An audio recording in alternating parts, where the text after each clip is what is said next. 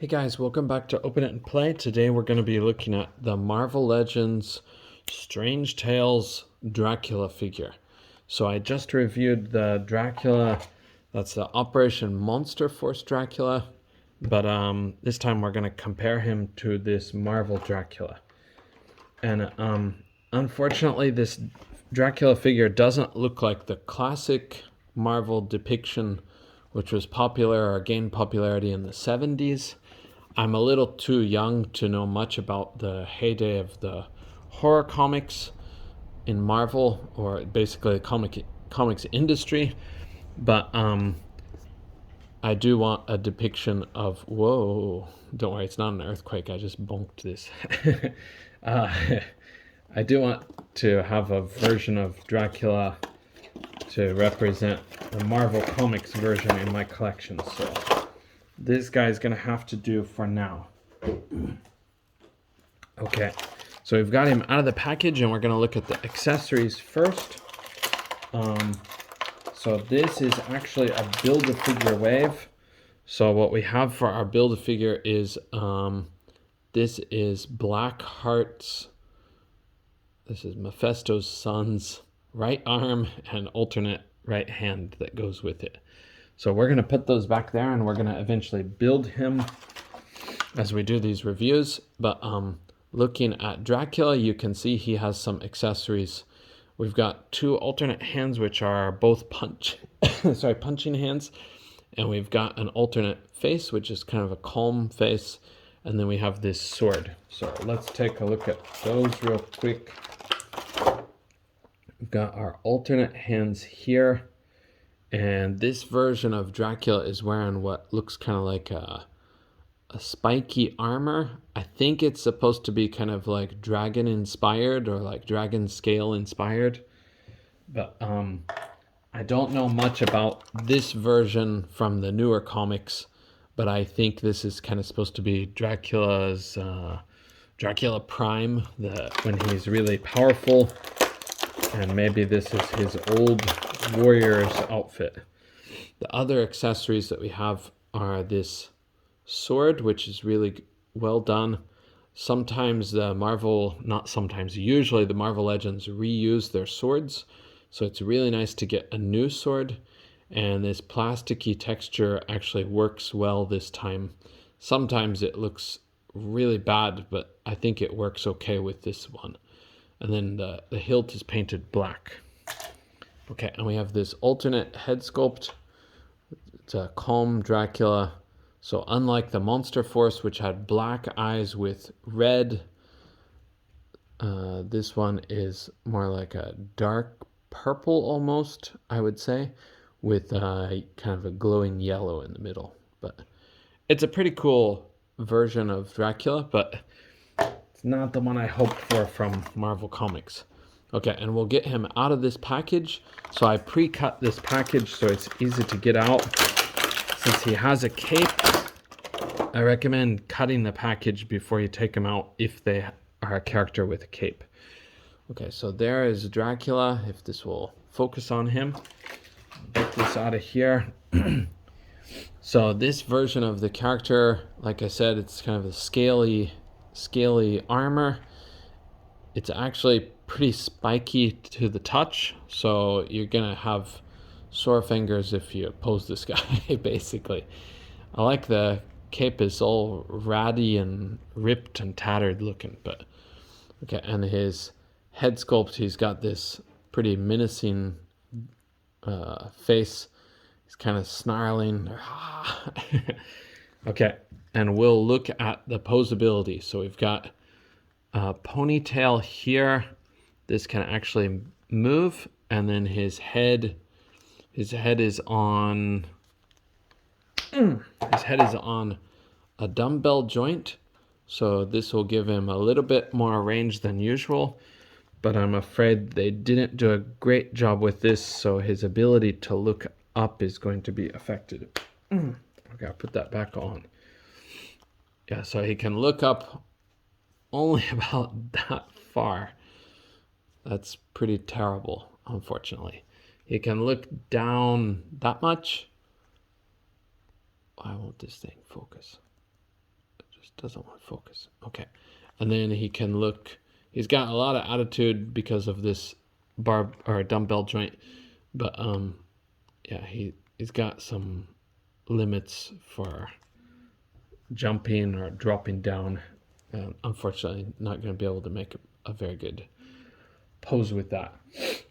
But as for his chest, he has a diaphragm joint that will go back about that far. It's not too bad. It'll go forward that far, which isn't great. He'll have the usual, I think, yeah, he's got a usual ball peg.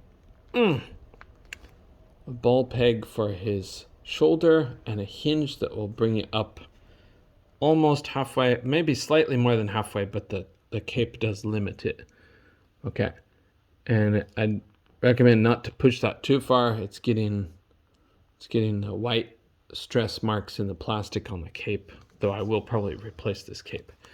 Okay, and then he has a bicep cut, these big baggy clothes here. And then, oh, he has a rotation. He's got a twist at the forearm. That's great. So you can twist this part. And then he has the single jointed pinless elbows that actually go back really far. That's great.